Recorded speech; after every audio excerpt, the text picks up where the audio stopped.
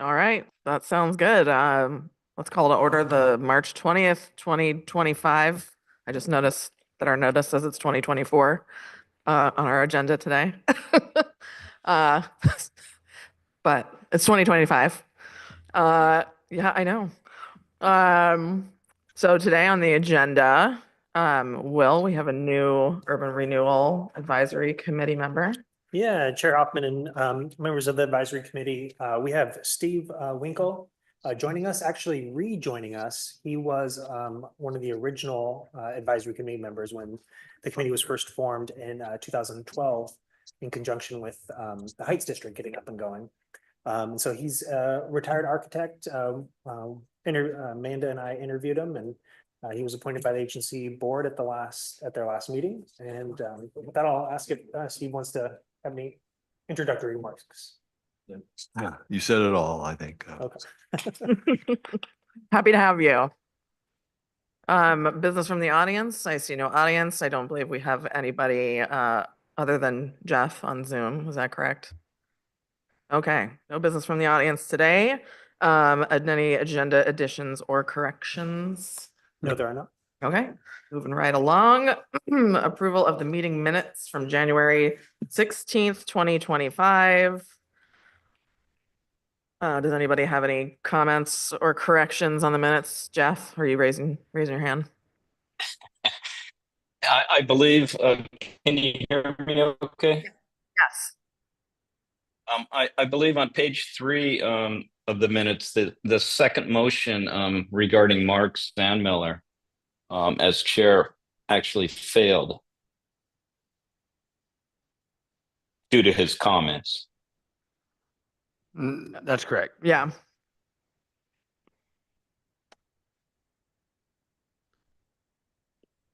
And with that change, I'll move approval of the minutes. Okay. I'll second. Okay. All in favor of approving the minutes with that correction? Aye. Aye. Okay. Aye. Unanimous approval of the minutes. Okay, on to regular business items. Will?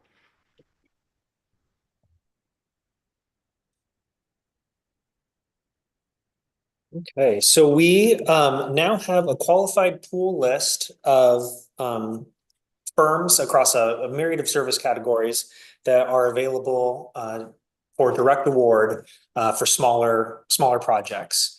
So that is a limit of $100,000 for anything that is architectural, engineering, or related services of the kind, or $10,000 if it's just personal services. Then anything else will have to do separate solicitations.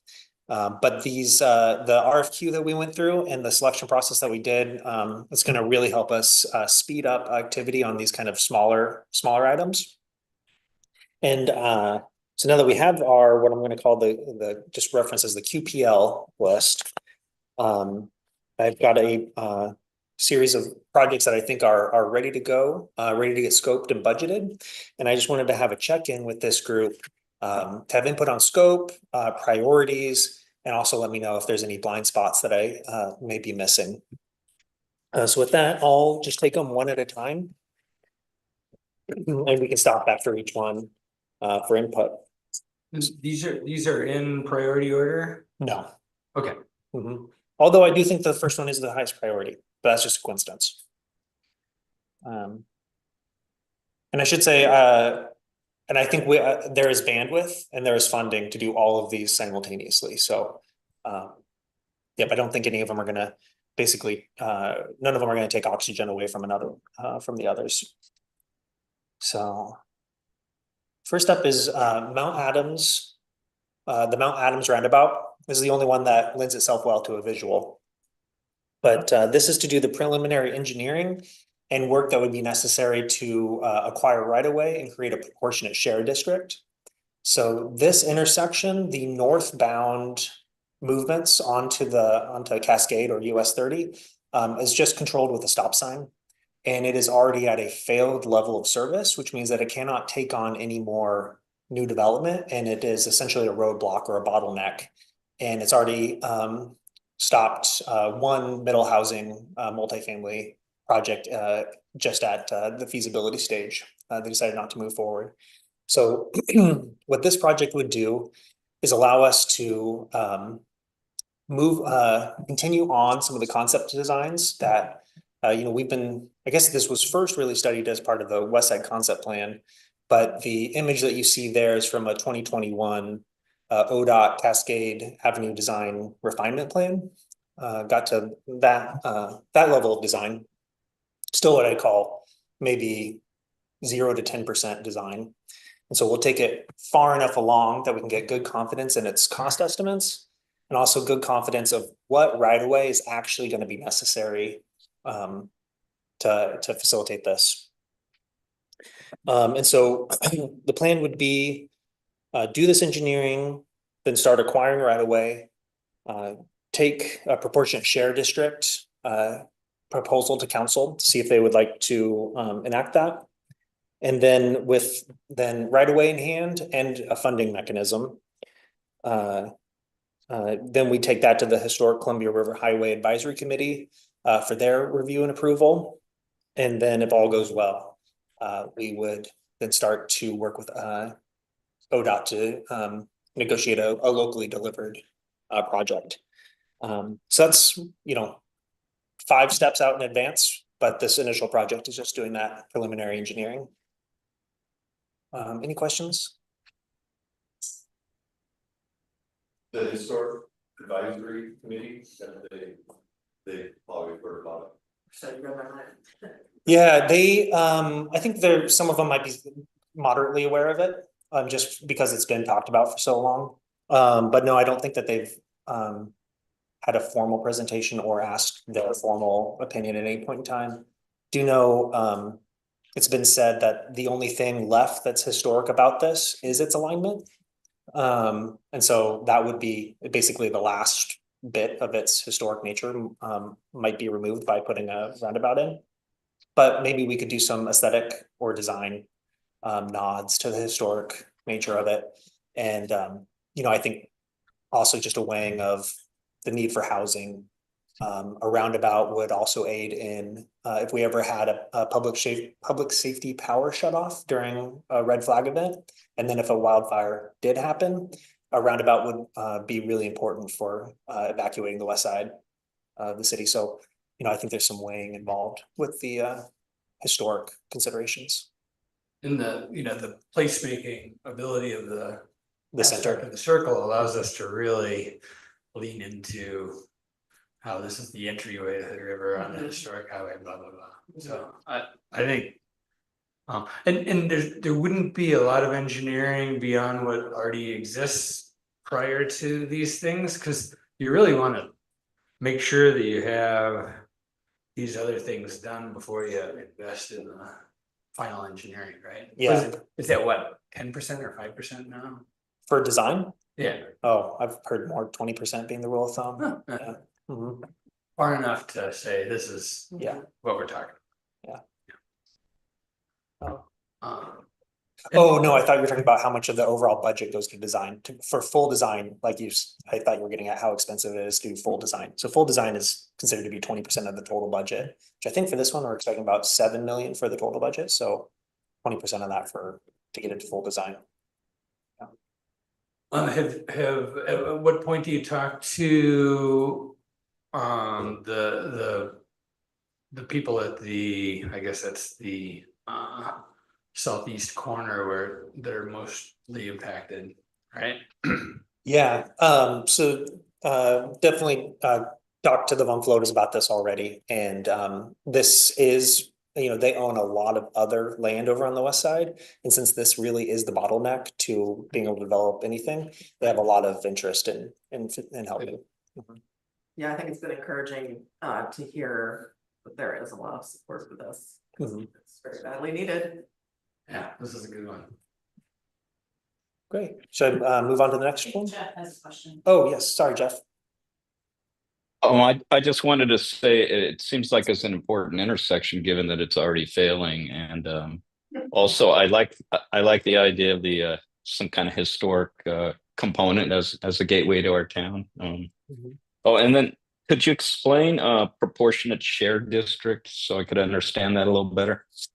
Oh, yeah. Sorry about that. throw that around so often. It's not really, forget that it's not that common. So it is a funding mechanism where basically a geographically defined system development charge, like surcharge. So when you build, you have to pay systems development charges for capacity enhancement citywide, but you can also have improvement specific proportionate share districts. And so essentially you look at what the cost will be for the improvement, and then you divide that over the number of users. And then as people develop, they not only pay their SDCs, but if they're in a geographically defined boundary around a necessary improvement, they also will pay towards that improvement. And so we have used these for Cascade and Rand, is how we paid our local share towards that improvement. And we've also used proportionate share districts to pay for the signalization of Second and Oak. So you could theoretically cover the entire cost if you want, but that would be a very expensive proportionate share district. For the other two that we've used, we've assumed a certain amount of ODOT funding. And then for this one, when we get to that point, we'll think through how much should urban renewal pick up versus how much should be put on proportionate share calculation versus how much could we maybe expect from ODOT, but I think maybe little to none from ODOT. And do we have any idea of what the boundaries would be? I mean, it could serve a large number of people in theory. Yeah, correct. And that's what DKS, our traffic engineer on our qualified pool list, that's part of their scope of work to do that. Okay, thank you. Is the ODOT negotiation part of this list? Us taking responsibility for it, or them owning it, or? Yeah, we'll be open to that for sure if they would let us do like a intersection only jurisdictional transfer, Right. maybe. I've never heard of that. But I think we'd be open to it if it was an option. Otherwise, the city planning is got a transportation growth management grant through ODOT to do essentially the Heights Streetscape plan, but on Cascade.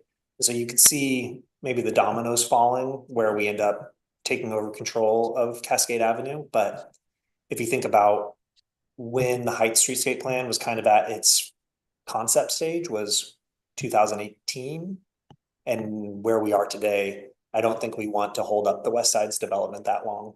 Right. Yeah. So to wait for getting all the way there and getting control of the road. And you said ODOT was coming around, no pun intended, on this type of design, is it? That's what I've heard through the grapevine. Yeah, but nothing official. But my just for strategy, just my strategy is get the funding, get the right of way, get the design, just get the nod from the historic committee. Just knock down every no ahead of time that we can run into. Okay, moving forward to the colloquially referred to as Mariposa Village 2.0, which may be nothing like Mariposa Village. But we are nearing the development agreement for 130 units of low-income housing tax credit affordable housing complex on city purchased land over on the west side. And so city council in their work plan has prioritized figuring out what the next city publicly invested housing project that we're going to engage in. And so as some preliminary steps in that effort, I'm proposing first doing basically just a study that would result in white papers or in a white paper comparing up on key criteria, low-income housing tax credit type housing like Mariposa Village versus other product types, delivery types. Ones on the top of my head, it would be partnering with the Big River Community Land Trust, doing like a community owned mobile home or modular home park, or maybe some sort of mixed income multifamily development where some higher, more expensive units help subsidize some income restricted or more affordable units.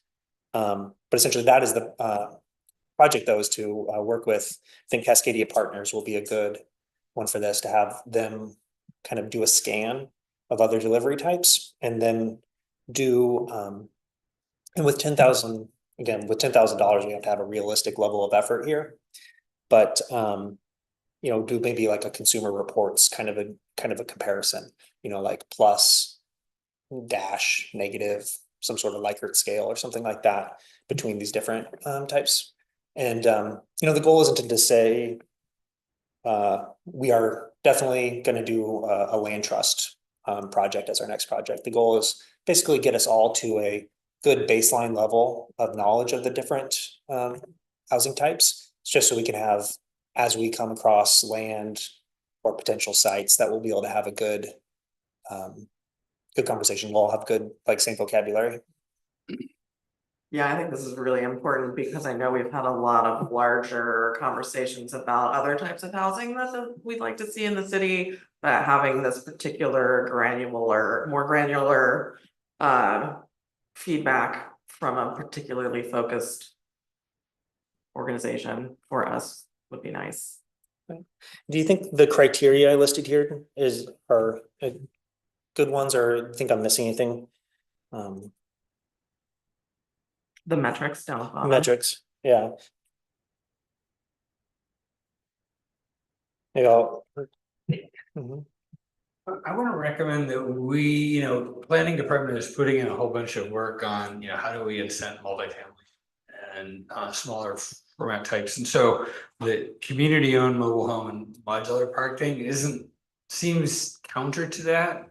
And I really like to stick to our guns as far as the incentives and stuff that we're doing for development. And so maybe it's other metrics are that the city doesn't build houses. Mhm. And that it would be compliant with it, or it would use the tool set of planning code and incentives that were, the city wants to put together for general market Yeah, housing or something like that. Does that make sense? Like I do think that is maybe a dimension that we're missing here, is how much direct involvement, like not just money, but time that the city would have to put in. yeah, I mean, I thought Mariposa, Has been a huge amount of it time. got stickier than we had originally thought. It's a great thing, and I love the development, but it's like, what? We have to what? So, seeing if we can't set the goals up front, knowing that we're gonna, to get what we want, we're gonna have to keep ponying up probably, but. Yeah. Does that make sense? It does. Thank you. And I do think that, yeah, that was a dimension I was missing there. Thank you. Okay, and kind of pre-step number 2 is a look at all of our existing properties that we own, and just see if anything that we own that's not being used, could it be used for affordable housing itself? Or if not, is it marketable, and can we surplus it in order to generate funds for our next affordable housing? Does that include, I would suggest any publicly owned land within the district. So whether that's, if there's a little slice of ODOT, something, just knowing about it would help. County, state, federal government, which might be up for sale, right? We might want to buy. Having a list all in one How many place. acres of national forest might be up for sale pretty soon. Thanks. Hey. Options. Okay.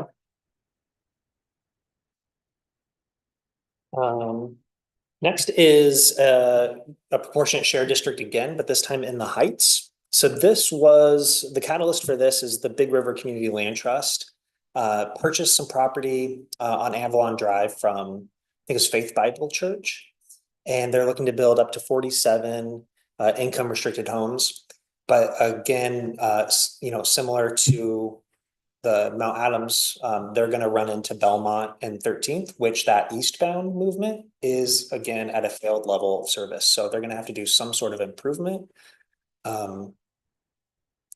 Which, you know, it's just probably unaffordable and also just, you know, we'd have to put it on them to design it.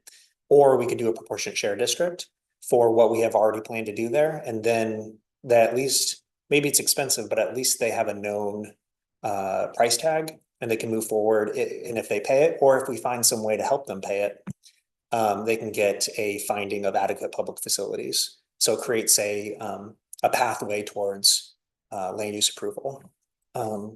So this one too, there's also a state grant fund that MCED is helping us apply for. The application deadline is March 31st, and we've got our application almost ready to go. And so this project would be paid for with state funds. So the Heights plan has a light at 13th, and that you're worried about 13th breaking versus 18th, I assume. Versus 18th. So this. Because it's right at that funny Bunting's intersection, right? Mhm. Yeah. I'm worried about 13th is the one, Yes, I think 13th is the one, is the because major. that's how you get onto the main. Yeah. Yeah. And it might not, and it might also include May and 13th. Well, Mhm. well, anything to move the Heights plan forward. is Yep. Good. Would this in any way, that maybe I'm being redundant, move up the timeline for whatever we have planned on the Heights at that intersection? Okay, Yeah. great. That That intersection is horrible. Yeah, we've got 70 million. You know, the whole Heights plan, $70 million, and we only have 7.5. Mhm. And so, yeah, we need more Yeah. funding sources. Yeah. Well, and it's become clear that intersections like that continue to be an issue when people do want to develop the kinds of housing that we're asking them to do. Right. Yeah, while being sensitive to Big River, Mhm. trying to build something that's for 80% down, right? Mhm. So. Yeah. But. Yep. Pretty. Indeed. And then the next project is related to the middle housing construction incentive that we've adopted and kind of done a soft rollout of. And maybe for the benefit of Steve, I'll just explain real quick what our current incentive is. Is it if anyone who builds essentially 1,200 square feet or smaller using our middle housing standards, we will rebate back to them any development fees they pay that exceed 7% of their construction cost. And the way we got to that was that a 3,000 square foot house would pay 7% of their construction cost in development fees. But because many development fees are flat, regardless of the size of a house, smaller homes will end up paying something more like 14% of their construction cost and development fees. So we have that ready to go. Someone could apply for it tomorrow. But I've begun kind of a soft rollout at this point. And I would like to use one of our consultants, Alice Cannon, who used to work for the city of the Dalles. She was their urban renewal administrator and community development director, and she's done a much longer resume than that, but lots of history with grant programs. Like her to look over our application and also look over, just kind of create internal processes, standard operating procedures, so to speak, tracking sheets, things like that to make sure when this really does take off, that will be kind of have a really robust administrative process for it. And then tied to that is also doing program marketing to hopefully get the flood of applications to hopefully come in. And so work with Cascadia partners to build a marketing, marketing strategy. Help us identify key targets and think through how to reach them, and then create marketing materials to reach them. Like we have to build it so people come. I love this program and I hope it's successful, but the people we are selling it to is a pretty known and small set of people, right? So for the Alice, make sure the process is right, that seems smart, but how much of how expensive a sales project do we need to get to developers that we live next to already? Yeah, well, I'll bring this back when we have a scope and a budget, and so we can decide if the juice is worth the squeeze. But I will say that we have already noticed this I basically I took a list of everyone who has pulled a building permit in the last 5 or 10 years, and I sent them this. As I hear of like subdivision applications, I reach out and let people know. So I think we've got the local folks covered. But I think where we have some opportunity to really get some mileage is we've got a 2.5 million person metro area just down the road and lots of middle housing developers there who maybe haven't thought about Hood River. And so I think that's where Cascadia Partners might be able to link us in. Yeah. Yeah.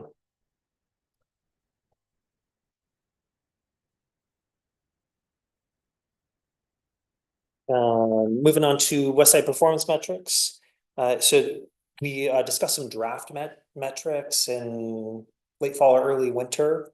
And this would be a project, several of them just kind of had I had graphs for many of them, but some of them were just TBD once I need a data source. So this would be just getting some help with Cascadia Partners to get access to some economic data that they have that we don't. And also just think through the metrics themselves, just get some professional input on the metrics before I bring them back. And maybe do support some sort of engagement process.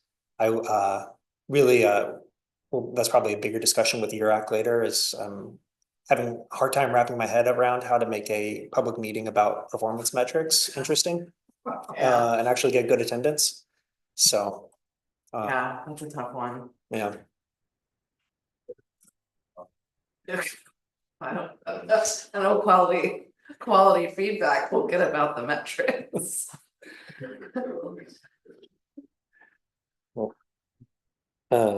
Yeah, Okay, and second to last, but probably maybe second or first in priority is then the Heights implementation.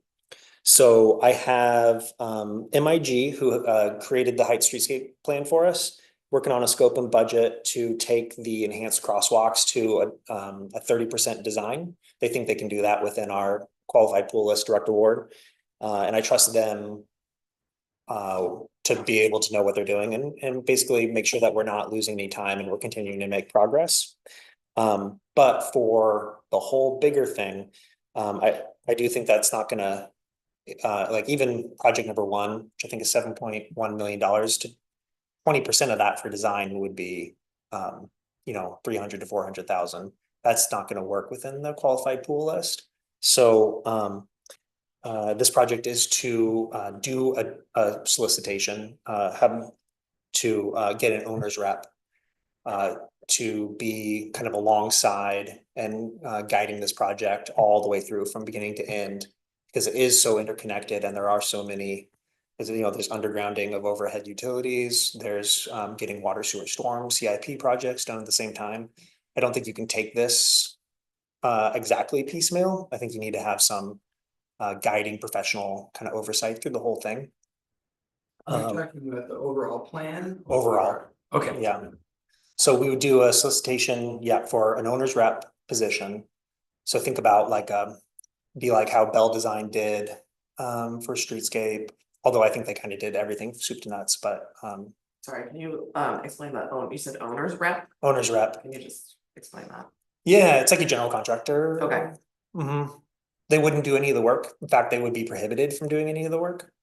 It's like a project manager. Yeah. Okay. I see Mark's the kid, so I don't want to. Well.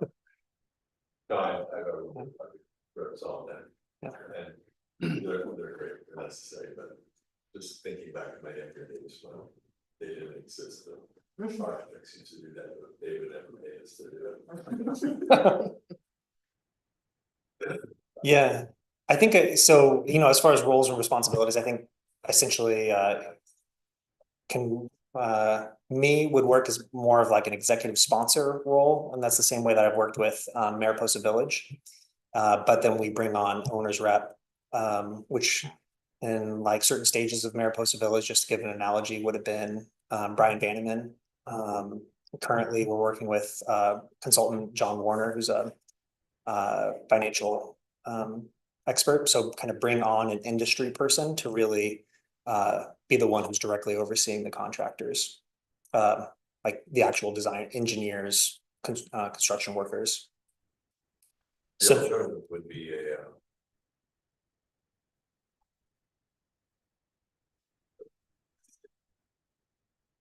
yeah, yes, I've considered that too.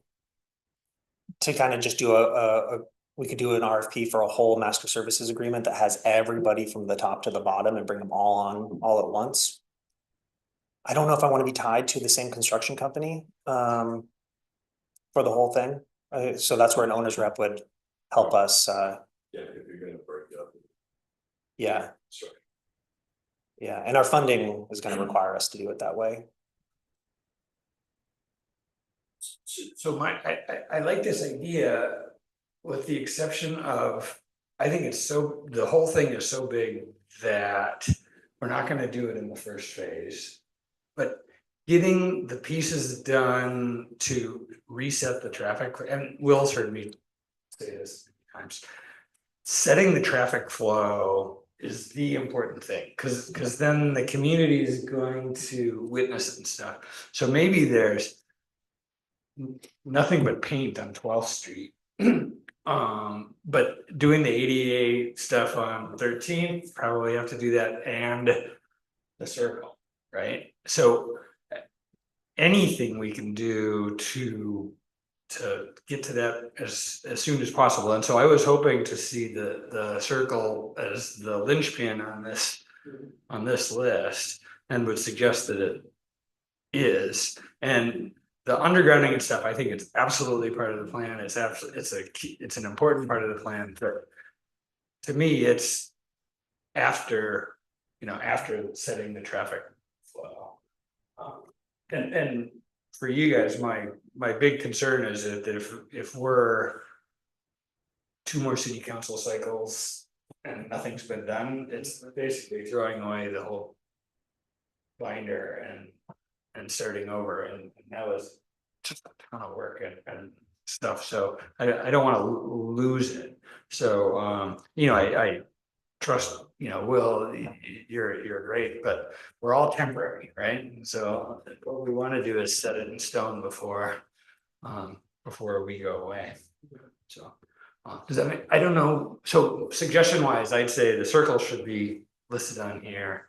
And when we set a project manager, what was the Owner's representative? yeah, Mhm. owner's representative, Tom. recognizing, some of the key requirements of the first phase, which is ADA and the circle, I think. Yeah, so problem with, it's all gonna depend on the legislature, I think. Right, agreed, there's a whole bunch of chips on Yeah. that. In fact, we have money in hand. We could do the first three, which is enhanced crossings at Taylor and A Street on 13th. Mhm. A connection, and then extending that connection to 12th along Taylor, and then also redoing the sidewalk along 13th. Yes, the whole stretch of it. So all three of those fit within existing resources. Mhm. So we are off to the races on those, no matter what. And then, if we are successful with the legislature, then roundabout as fast as we can get there. Right, I just hate to spend money talking about power poles on 12th when we're, Yeah, we have this big, I don't know. yeah, I appreciate getting to a point of no return with the traffic flow is key. And that's where as I need an owner's rep kind of profession. I need an engineer to make sure that we can do that and we're not shooting ourselves in the foot to then pay a lot more money in the long run when we do underground. Sure. You know? Sure, no, of course, Yeah. You don't want to run up and dig it up. Well, we're already at You risk. should save a bunch. Empty conduits in there, which is. Right. Yeah. Yeah, I mean, yeah, that's a great idea. I'm outside of my, expertise. Really. Um. Yeah, but I appreciate that input and I'll carry that forward to the owners reps, let them make sure they know. Cool. Yeah.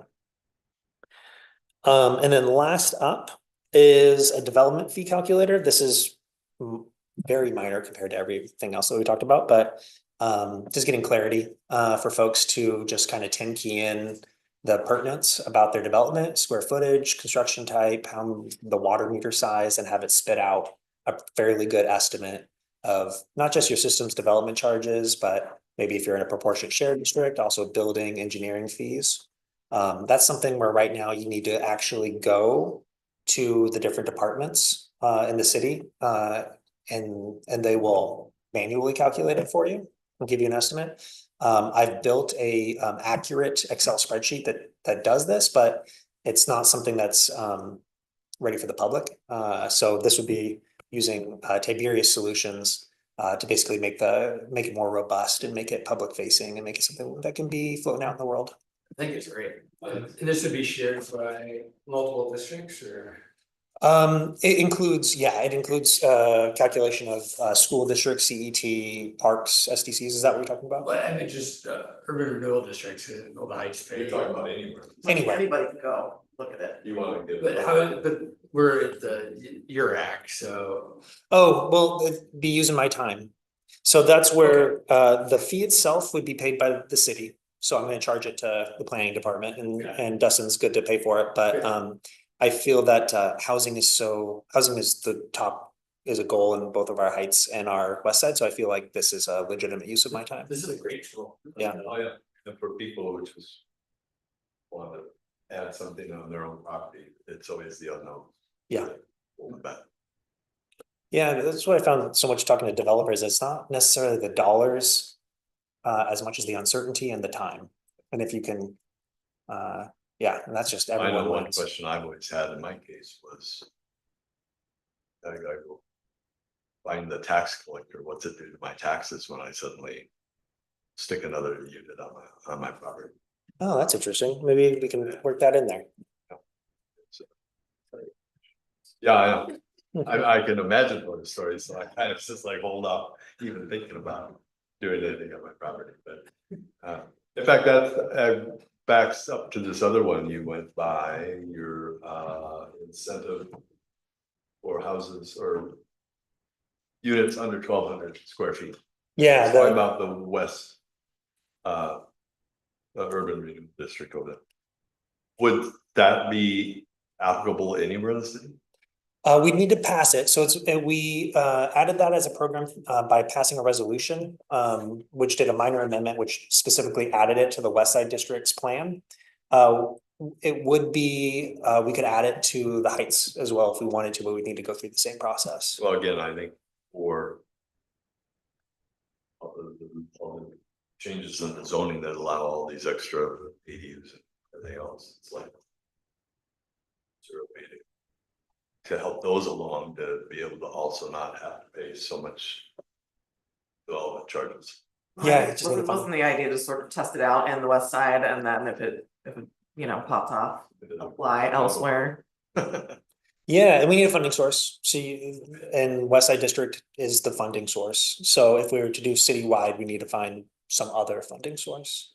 Be a good problem, yeah. Mhm. Yeah. It's working. Yeah. How do we Yes. fund it elsewhere? So that's the things that I think, oh, sorry, Jeff. Jeff. Oh, you're on mute, Jeff. The development fee calculator sounds really good. The goal is under housing. Would it also apply, or could you develop it so it would apply for commercial buildings as well, commercial properties?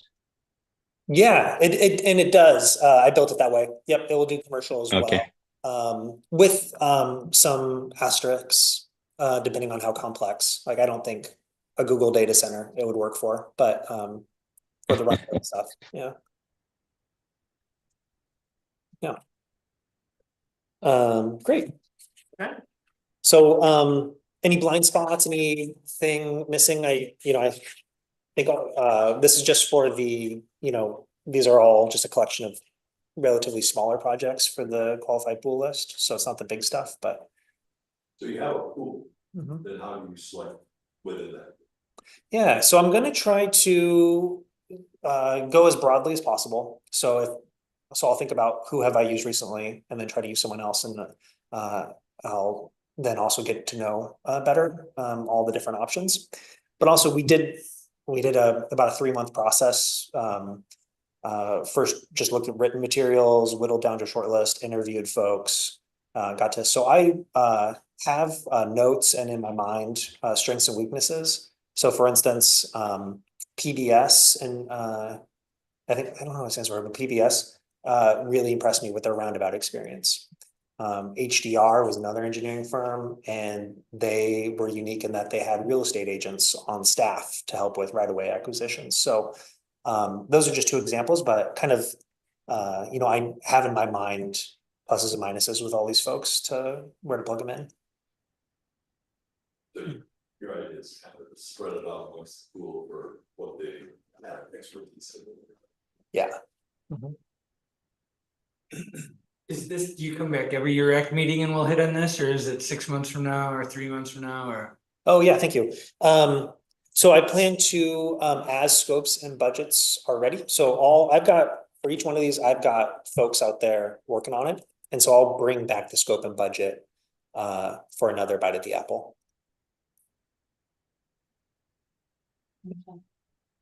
Yeah, Jeff. You mentioned Mariposa, and I'm wondering if the development itself is going to put in a bike and pedestrian access along Rand with 130 new units. That road really could use some pedestrian facilities and or a bike path. So do you know if that's coming in with the 130 units? And if not, could we add it as a separate project altogether? Oh, gotcha. Yeah, well, and if there's nothing else on the QPL, that's actually my administrator update, is to talk Mariposa Village, if you want to. Well, does anybody have anything they want to add or remove from the UPL list? If not, we would entertain a motion to recommend support this list and send it to the Urban Renewal Agency for consideration. Did my hope to have the circle at 13th in May, would it be mentioned With in here? comments, perhaps from us. Yeah.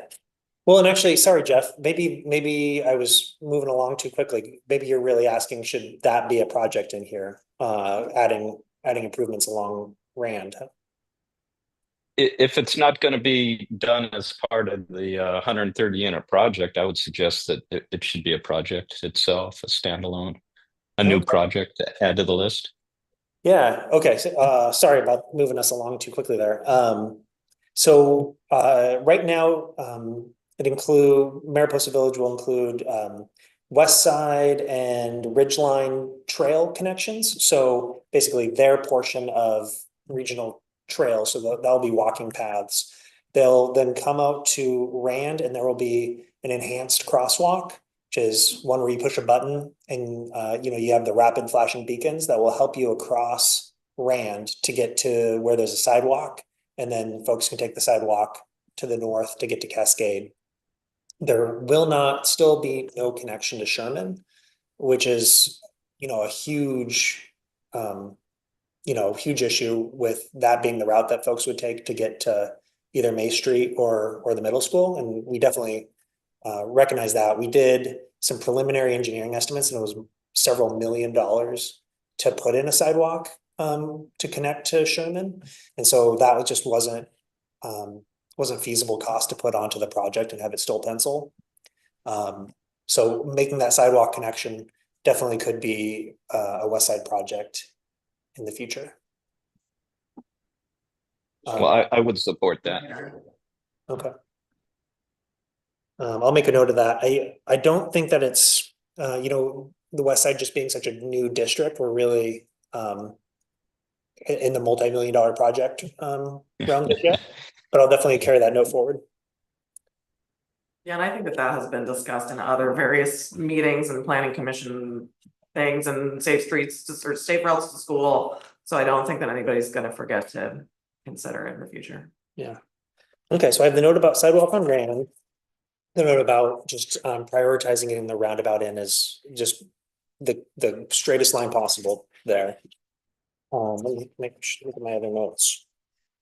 Adding the additional criteria for the housing product type to think about just level of involvement or basically level of city getting out of its lane kind of a deal. And let me see if I can.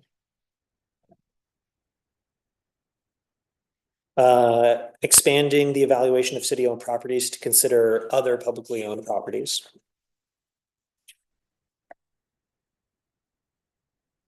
And for the development fee calculator, maybe consider adding property tax implications if we can. Then, and was there any other comments?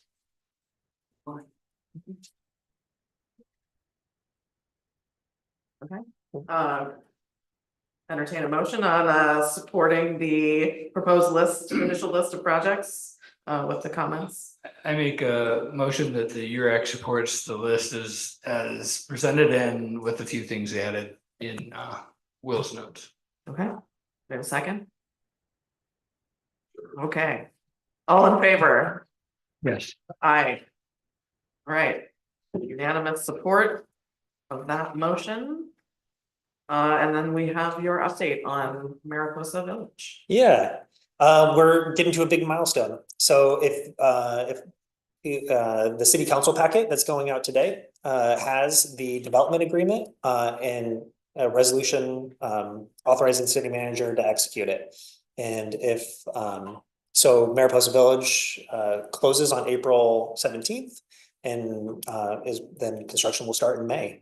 And it'll be hopefully all wrapped up by very early 2027. And I may be going in phases too, where some people might be able to move in 2026. So 130 units at 60% of area median income, but I believe 30 something of the units will be more deeply affordable with project-based vouchers getting it to 30% of area median income. We're getting the trail connections, building wine country, the section of wine country that goes through the site. So that will then open up more development opportunities on the west side as we bring that road out, and getting the enhanced crosswalk, getting a really nice, which I would have brought pictures of, a really nice playground, really beautifully designed playground that will be publicly accessible. And then also some wetland preservation and things like that. So the whole project will be built to national green building standards, gold standard, and the community building itself will be a net zero building.